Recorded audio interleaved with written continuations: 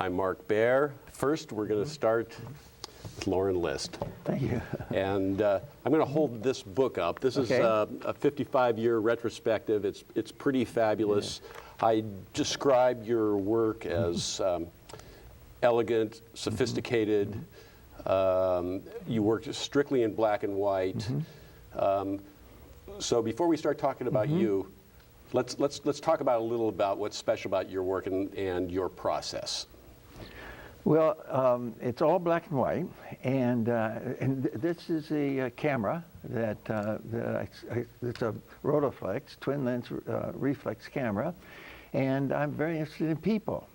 And so most of my subjects over 55 years has been people. I am an engineer by profession, and I have the List Engineering Company, but I've been interested in photography for 6 years at least, and I have my own dark room and my own studio. So you're very old school. You're resistant to doing things, and so what do you think that you and again, what do you think that you find that you're able to do in the dark room that can't be done digitally? Yeah. Well, one thing about the darkroom, even after 55 years, I'm still learning new processes, and I developed some processes myself. And of course, all the processes are chemical. And I take bleaching, for instance. I make a print, I make it way too dark, 50% too dark. And then I start bleaching it. And it will bleach to blank, but I bleach until I get the exact image I want. And then I pull it. And it's a one of a kind. And I don't know anyone else that's doing this, but yeah, I enjoy working with black and white. It still hasn't been explored yet. Well, I guess before we go much farther, I'm going to ask that we see some of the photography, and that'll bring people in. So the first one I'm looking at is a collage. A collage, yes. And let's see where that technique started. Okay, well, it started with David Hockney, the artist. And David Hockney I admire very much because he has a great imagination. And he found that a photograph is like 1/100th of a second. It's a blink of an eye. And he would study a Rembrandt, and a Rembrandt, you might view it for 1.5 minutes because there's an element of time here, the strokes in the sleeve. And so he tried to put an element of time into his photographs. And that's what I've done with this collage.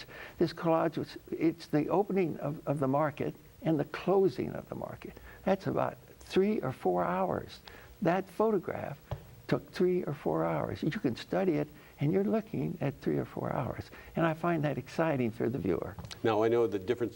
I know Hockney used very rough, he used what it was called. Yeah, drugstore stuff and stuff. So you're actually, your planning period is even a little more rigid than what he was doing. You know, I'm so much luckier than Mr. Hockney because I have an enlarger. I have a printer. I can make the prints any size I want. So when I start a collage, I don't just take a bunch of prints. I design it. I design the collage to start with on paper, and then from the design on paper, it gives me the image size of each element of that collage. And some of the elements are pretty big. Some elements are smaller storytelling. Now, what also struck me is that you had to know kind of what you were doing on the spot. So you were visualizing in your head, and then you were setting up the shots as you went. And kind of talk about that process. Well, it's really important because this market here is in Antibes, France, and I'm in Antibes, France, and I'm shooting film, and the film hasn't even been developed yet, and won't be developed till I'm back in Monterey. So I have to visualize each photograph and the one that preceded it because they have to go together. Wow. Let's see another image if we can. Okay. Oh, this is really interesting. I'm photographing a tattoo. It's a dragon tattoo, and it's my wife's niece. She was very happy to pose for me, and I don't like this tattoo, and I took a picture of the tattoo to try to illustrate to her. It doesn't look really great. And she loved it.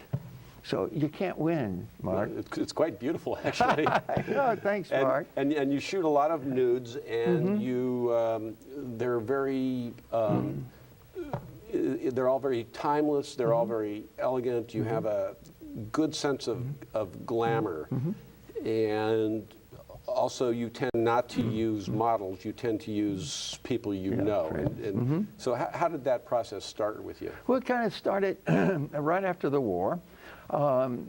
There was several photographers, and there were fashion photographers, and right after the war, fashion photography changed tremendously, and the photographers became very imaginative, and I got from them that you can do a lot more than just take a picture of a body. They're very, and so they led me along the way. I didn't copy them, but they inspired me. Who were your inspirations? Who were your heroes? Richard Avedon was one of my favorite, and of course, you caught me, but Richard Avedon's art director told him when he looks in the ground glass, and he was using a rotoflex like this, if you've ever seen that picture, Irving Penn is the one I was thinking about. If you've ever seen this picture before, forget it. Forget it. We want something imaginative and new, and that really instilled me. And I love glamour. I think women should be, they are glamorous people, and they should be portrayed that way. And in a natural environment. I like that. Yeah, I mean, your lighting is really gorgeous, and unfortunately, due to the confines of television world, you can see so many nudes, which you know, we'll look at them later. Can we look at some more of the photographs? Okay, here's where are we here? In Serres, France. It's on the border with Spain, and in France, right after the war.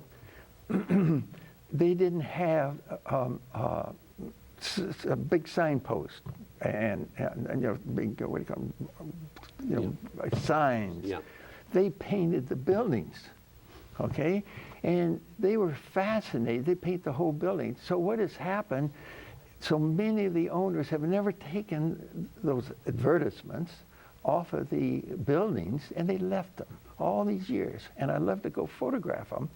And this is a case where I didn't just want to photograph a wall, okay? So I put a young lady in the foreground and give scale and interest, and then I don't want just a lady sitting on a bench, so I framed it with 2 trees, and this is sort of the thought process in producing it. I don't just snap photographs. So composition is paramount. Oh, and you've got to realize I'm doing film. I'm doing film in France. I don't have any more film. And there's 12 exposures on a roll. This is not digital. I have to think each photograph out because I got 12. Okay. Can we see one more? I'm excited. Okay, oh, this is elegant.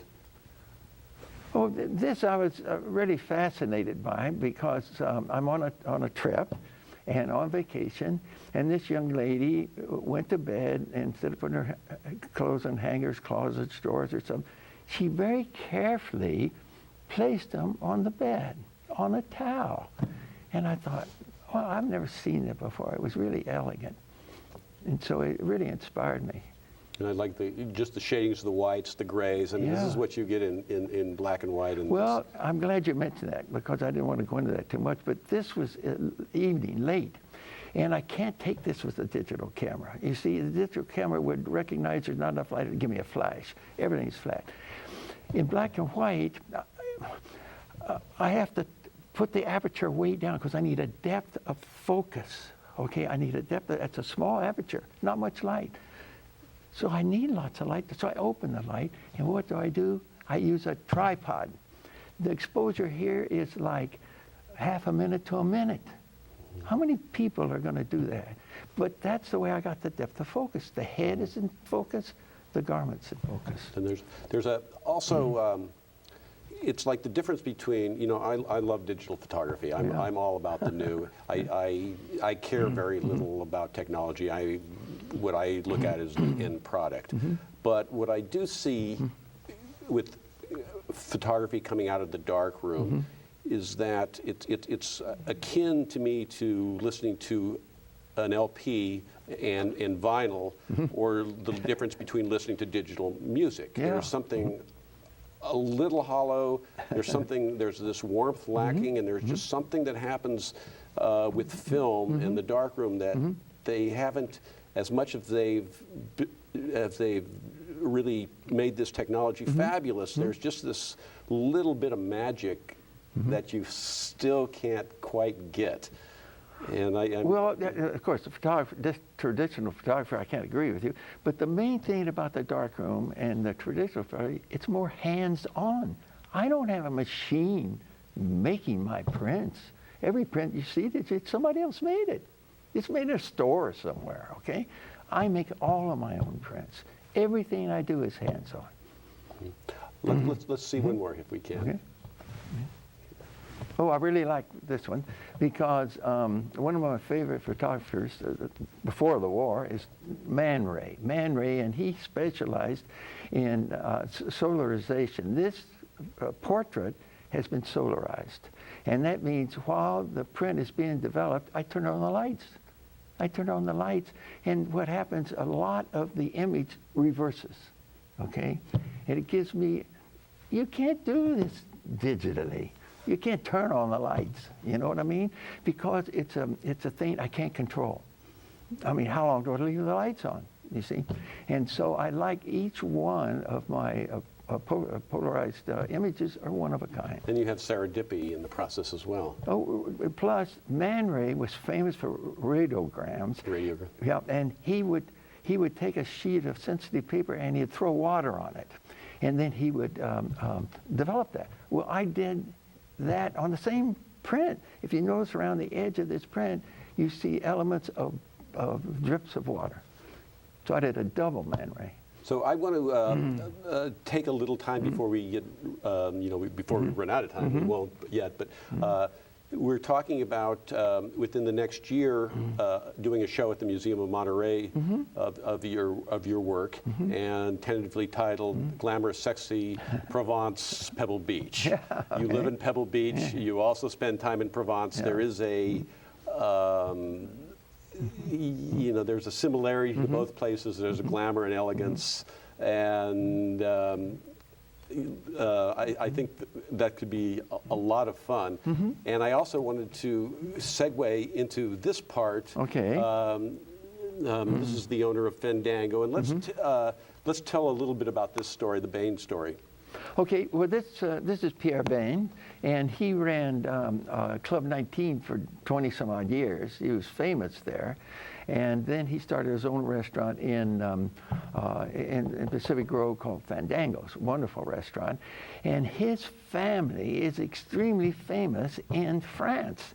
In fact, they own a hotel in France, in Provence, where I'm going to be, and I'm very anxious to go there and meet the family and do a lot of photography around the village, little village, and the hotel and so on, because this Bain, it's B-A-I-N, Bain, the family have had the same hotel from a father-son for almost 3 centuries, almost 3 centuries, and it's the oldest one in France. And it's not fancy, but it have more character and so on. I'm anxious to photograph it. And then when I come back, Pierre has agreed with me that we can put on part of the exhibit that's going to involve his hotel, him, and modern Pebble Beach too. Yeah, because again, what we were looking for is a very, to do Provence, Pebble Beach, we were looking for a very literal link. I see. And so this provides that. Yeah, and when people come here to the Monterey Peninsula, they are coming to a glamorous place, and very much like the south of France. Yeah. And obviously you're at home very much in both places.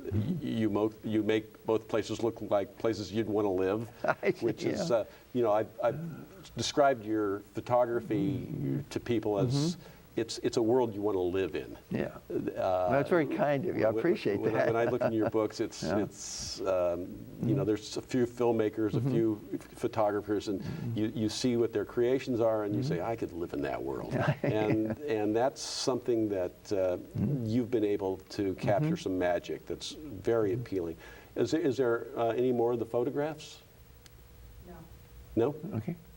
No more. Oh, no more. Okay. Well, then we're out of photographs. But okay. So anyway, so let's talk about you in terms of just how long have you lived here? Well, I moved here with my engineering company in 1957. And you're a Texan, and I don't hear much of that accent. But, well, I've been gone a little while. Yeah. You ought to hear me in Texas. But I really love the Monterey Peninsula, and I built several houses here and so on, because in 1957, land was reasonable, really reasonable. And I was fortunate enough to buy some and build some houses, because I'm in the construction business. My engineering company is in the construction business. But the first thing I built was a dark room and a studio. And when I use all natural light, so the studio's full of light, glass, skylights, everything. Well, I want to thank you for coming on today. It's a pleasure. Looking forward to this show at the Museum of Monterey coming up.